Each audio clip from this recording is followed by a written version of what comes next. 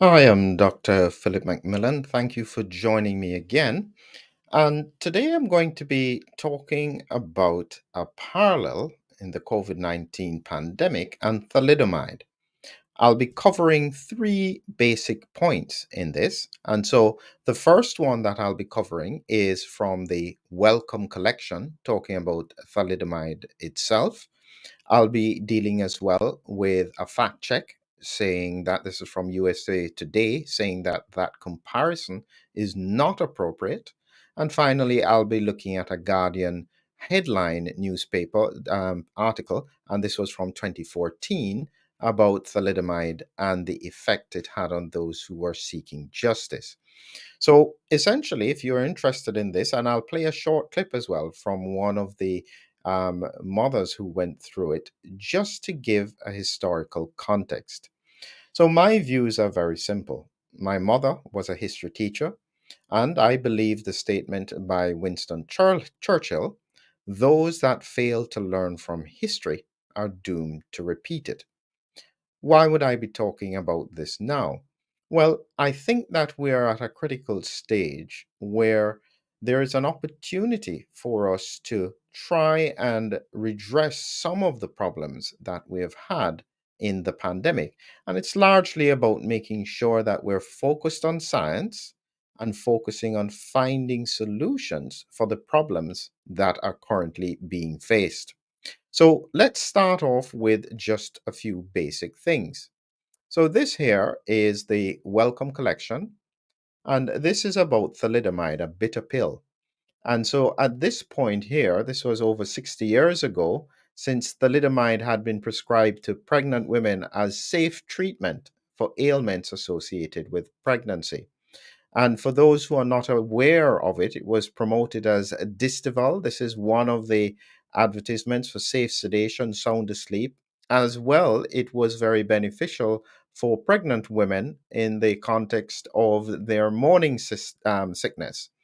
And so this is the headline that I've got there. Since the 1960s, the story of thalidomide has been written about widely, highlighting inadequate medical testing, unethical marketing and promotion, and a callous indifference from the pharmaceutical industry, the medical establishment, and the state.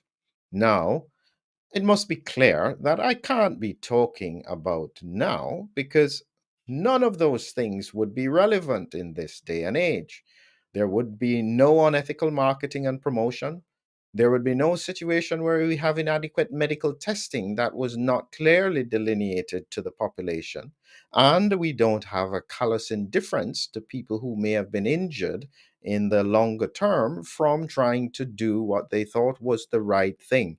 So that's not clearly linked to our current situation. So, getting back to the point, this here was the example advertisement that they had: safe sedation Distival, 25 milligrams of thalidomide per tablet. And this is what was used as a safe sedative. And so by the time they realized what was happening, there are about 147,000 thalidomide affected pregnancies worldwide. And of those, only 24,600 resulted in live births. And as they say, we may never know exactly how many people were impacted by thalidomide, but they think that easily could have been 147,000 thalidomide affected pregnancies worldwide. Now, in relation to what I'm talking about today, it's not really about pregnancy. Thalidomide just happened to be around pregnancy, and thalidomide is actually quite a safe drug outside of pregnancy. It does cause a neuritis, and so it's important to know that it can do that. And they're seeing some problems in Brazil because they're treating leprosy with thalidomide, and it can cause risks even for younger women who don't know they're pregnant. So it's still relevant even today. But the point in terms of the pandemic, this is the bit that I am trying to understand. And I was trying to find the angles on this to understand what was going on. You're talking about 147,000 cases of children being born with no arms and no legs, never been seen before. How is it? It's not just the medical fraternity, but also the general public. How did they become so numb to what was occurring around them that would cause them to not respond to it? That's the bit that gets me. I don't understand. I was trying to imagine what would I have been like as a physician in that time? Would I have been concerned that there was this unusual pattern that was occurring? Would I have let it pass? Would I have spoken about it? Would I have made the connection with thalidomide? And it's important to note that at the time, the question was asked, could it be related to thalidomide? Because they did notice that all the pregnancies that were affected were associated with thalidomide. But the company had pointed out that if thalidomide was the problem, every pregnancy would be affected, and it was only a small percentage.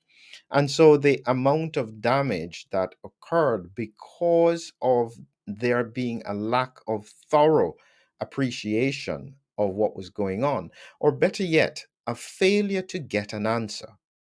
In effect, what I think happened then is that both the scientific community and the general public accepted the argument that we know what it is not, but we don't know what it is. That doesn't make sense to me, meaning that you can be sure it's not this, but you don't know what it is. That doesn't add up. And that was the mistake. In my view, that was the lesson from history. If you are noticing patterns that are unusual, for which you don't have a clear explanation, everything must always remain on the table. That to me is the most important lesson from history. So let's make sure we get the balance. And so here's the balance. The balance point is that from a fact check in USA Today, they claim that thalidomide, a rapidly approved drug, was banned in the early 1960s after it was discovered to cause birth defects in newborns. And this had been circulating on Facebook. And they were talking at that time about a rapid 8-month tested vaccine. And this was the argument that this was not an appropriate comparison because thalidomide was introduced in 1957 to counteract nausea and insomnia in pregnant women, and it was marketed in over 50 countries before being withdrawn in 1962. This is what the tablets look like. And so they were pointing out that in reality, this does not at all parallel anything that has happened in the context of the pandemic, because they are saying that there was thorough testing that was applied, there was no stone that was left unturned. And critically, they don't seem to notice that in reality, if thalidomide was started today and rapidly rolled out, it would have taken easily a year before you started to see the negative effects. So, in the first 6 months of its use, you would have found that it was fine. There were no problems with pregnancies.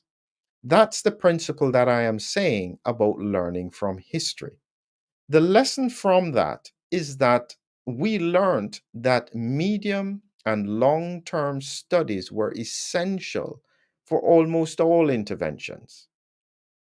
I hope we've learned that lesson. Here is the final point that I would like to take on. And just before I do it, I want to play a short clip from a lady whose experience it was from experiencing losing a baby at that time. And let's just hear her story. When I found out the story of thalidomide to start with, do you know I wanted to kill everybody? I wanted to stab everybody. I wanted to get hold of these people and I wanted to really do some harm to them. That's what you've done to my baby. This is what you've done to every baby that's born like her. You did this. I went to my doctors And I asked my doctor, because no time did my doctor get in touch with me to let me know that she was one of these drug babies. I said, but can you tell me something? I said, is my baby one of these drug babies? She put her hands on the lap. She swiveled her chair round, backwards and forwards. She said, yes, she said, I'm afraid she is. I said, but why on earth didn't you tell us? You knew how we felt about this. Well, she said, we spoke about it, Dr. Alexandra and I. She said, we thought it was better that you didn't know. I said, how dare you? I said, that you're naughty. I said, and I'm sitting there saying to her, you're naughty, and the tears are rolling down my cheek. You're naughty. I came home and I knocked on the door, and he opened the door, Bill, and he said, what's wrong? I said, I'll kill everybody. I said, I'll kill everybody. So he said, why? I sat on the bottom of the stairs. What's wrong? I said, I knew that she was a drug baby, but I was annoyed because they hadn't told us or called us in to tell us. The lesson remains. Those that fail to learn from history are doomed to repeat it. Here's the final point, and one that I think is the saddest part of this. When they went back to the story of thalidomide, and this is from The Guardian, and this was, I think, in 2014, and they're showing here a baby who has no arms but legs. And the sad state is that even though the company was brought before the court, they technically, and this is the bit, the case was shut down on the 18th of December 1970. 9 men were charged with intent to commit bodily harm, and involuntary manslaughter went free. The parents had no alternative but to go along with a miserable compensation scheme contrived by the government and the company. It benefited the company far more than it did its victims. That's the history. If there were ever to be found that something like this would happen again, I would hope that history wouldn't be what happened with thalidomide and that we would do better. But only time will tell, and that time could be coming soon. Have a great evening.